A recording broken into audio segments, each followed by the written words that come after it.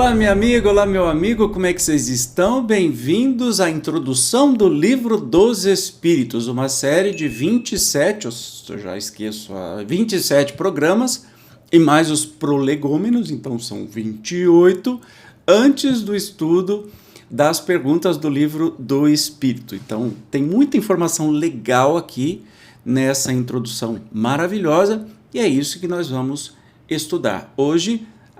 O segundo item desta introdução. Sem demora, vamos para o texto. A outra palavra acerca da qual importa igualmente que todos se entendam, por constituir um dos fechos de abóbada de toda doutrina moral e ser objeto de inúmeras controvérsias, à míngua de uma acepção bem determinada, é a palavra alma. A divergência de opiniões sobre a natureza da alma provém da aplicação particular que cada um dá a esse termo. Uma língua perfeita, em que cada ideia fosse expressa por um termo próprio, evitaria muitas discussões. Com uma palavra para cada coisa, todos se entenderiam. Segundo, a alma é o princípio da vida material orgânica. Não tem existência própria e se aniquila com a vida. É um materialismo puro.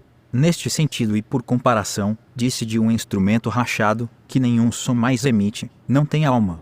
De conformidade com essa opinião, a alma seria efeito e não causa. Pensam outros que a alma é o princípio da inteligência, agente universal do qual cada ser absorve uma certa porção.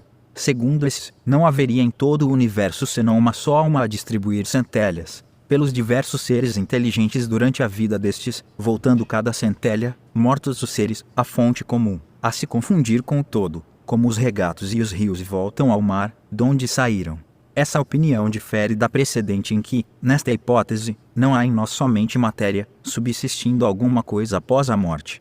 Mas é quase como se nada subsistisse, porquanto, destituídos de individualidade, não mais teríamos consciência de nós mesmos. Dentro desta opinião, a alma universal seria Deus, e cada ser um fragmento da divindade, simples variante do panteísmo. Segundo outros, finalmente, a alma é um ser moral, distinto, independente da matéria que conserva sua individualidade após a morte. Esta acepção é, sem contradita, a mais geral, porque, debaixo de um nome ou de outro, a ideia desse ser que sobrevive ao corpo se encontra, no estado de crença instintiva, não derivada de ensino, entre todos os povos, qualquer que seja o grau de civilização de cada um. Essa doutrina, segundo a qual a alma é causa e não efeito, é a dos espiritualistas. Sem discutir o mérito de tais opiniões e considerando apenas o lado linguístico da questão, diremos que estas três aplicações do termo alma correspondem a três ideias distintas, que demandariam, para serem expressas, três vocábulos diferentes. Kardec era muito didático, né? Como professor, enfim, e ele deixa bem claro sobre a questão da alma. Lembrando que essa questão é abordada como uma pergunta no Livro dos Espíritos, né? Mas ele está falando aqui sobre três significados da alma, né?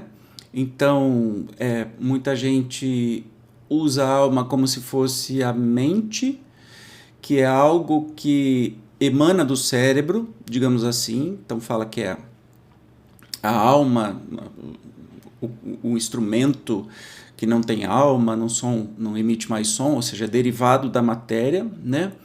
E depois também tem outro significado que é muito próximo do panteísmo, que é assim, legal, nós temos uma alma que habita o nosso corpo, mas depois que a gente morre, essa alma volta para o todo universal, que é praticamente a mesma coisa que um materialismo, só que é uma variante aí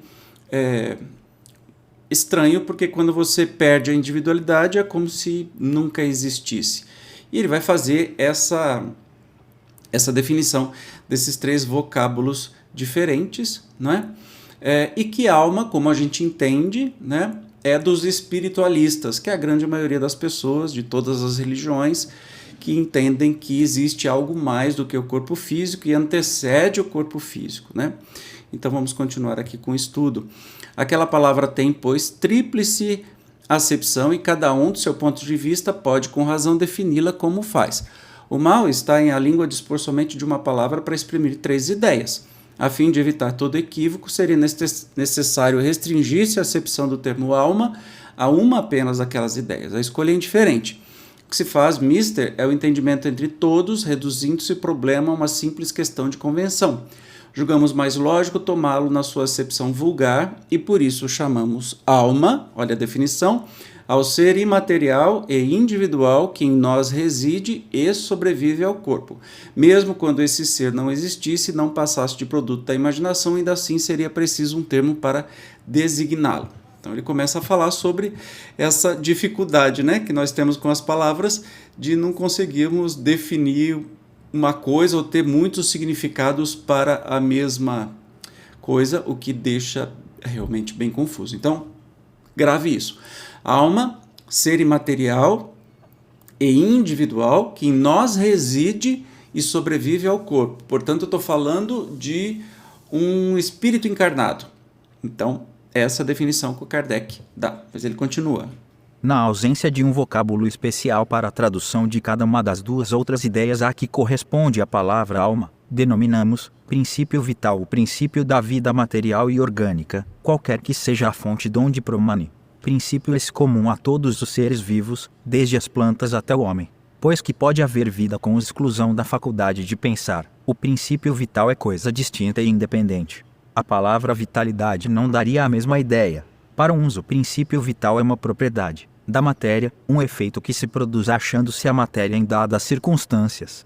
Segundo outros, e esta é a ideia mais comum, ele reside em um fluido especial, universalmente espalhado e do qual cada ser absorve e assimila uma parcela durante a vida, tal como os corpos inertes absorvem a luz. Esse seria então o fluido vital que, na opinião de alguns, em nada difere do fluido elétrico animalizado, ao qual também se dão os nomes de fluido magnético, fluido nervoso, etc. Seja como for, um fato há, que ninguém ousaria contestar, pois que resulta da observação, é que os seres orgânicos têm em si uma força íntima que determina o fenômeno da vida, enquanto essa força existe. Que a vida material é comum a todos os seres orgânicos e independe da inteligência e do pensamento. Que a inteligência e o pensamento são faculdades próprias de certas espécies orgânicas, finalmente, que entre as espécies orgânicas dotadas de inteligência e de pensamento há uma dotada também de um senso moral especial, que lhe dá incontestável superioridade sobre as outras, a espécie humana. Concebe-se que,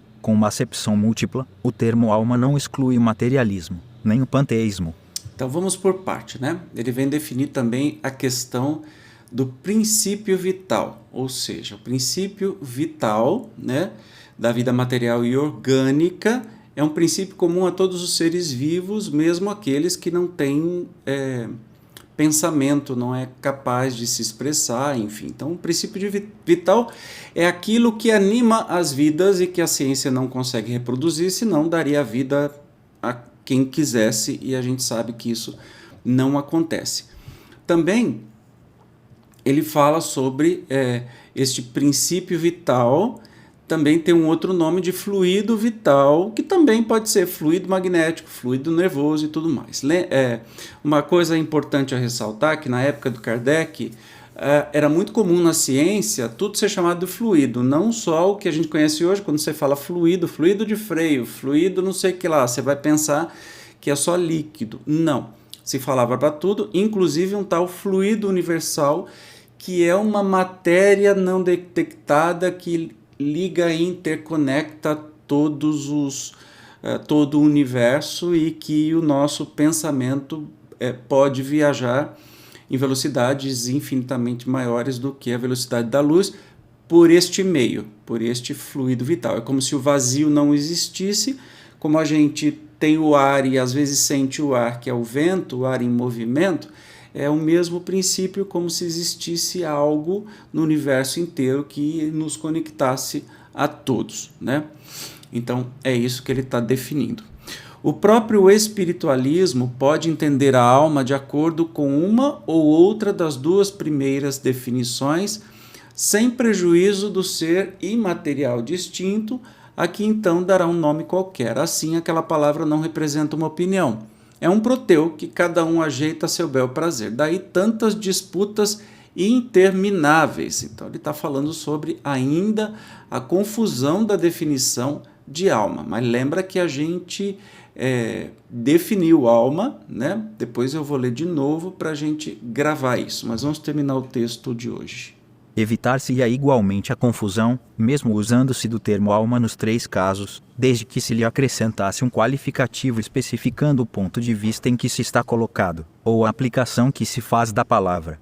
Esta teria, então, um caráter genérico, designando, ao mesmo tempo, o princípio da vida material, o da inteligência e o do senso moral, que se distinguiriam mediante um atributo, como os gases, por exemplo, que se distinguem aditando seu termo genérico às palavras hidrogênio, oxigênio ou azoto. Poder-se-ia, assim, dizer, e talvez fosse o melhor, a alma vital indicando o princípio da vida material, a alma intelectual o princípio da inteligência, e a alma espírito dos nossa individualidade após a morte.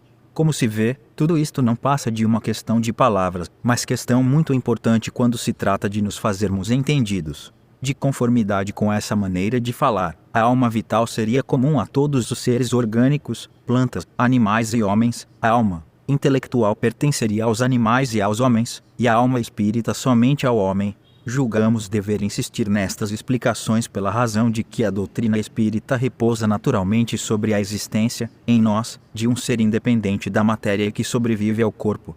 A palavra alma, tendo que aparecer com frequência no curso desta obra, cumpria fichassemos bem o sentido que lhe atribuímos, a fim de evitarmos qualquer engano. Passemos agora ao objeto principal desta instrução preliminar. Então, muito bem, ele definiu claramente como se chama a alma, né?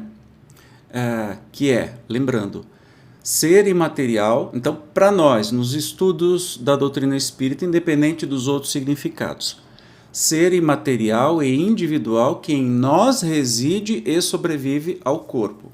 Grave isso. Então, a alma é quando estamos encarnados, é o espírito encarnado, né? O espírito junto do nosso corpo forma a alma, tá?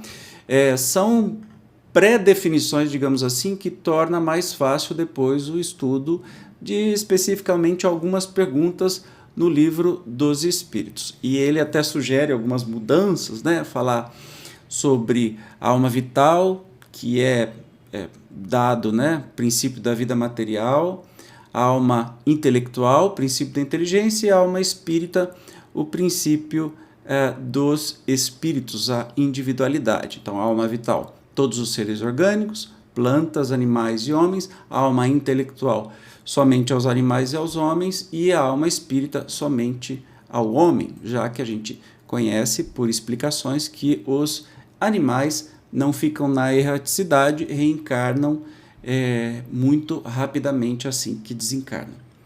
Tá bom? Por hoje é só. No próximo episódio nós vamos continuar estudando essa riquíssima introdução. Eu te espero. Obrigado pela sua presença e até lá. Tchau.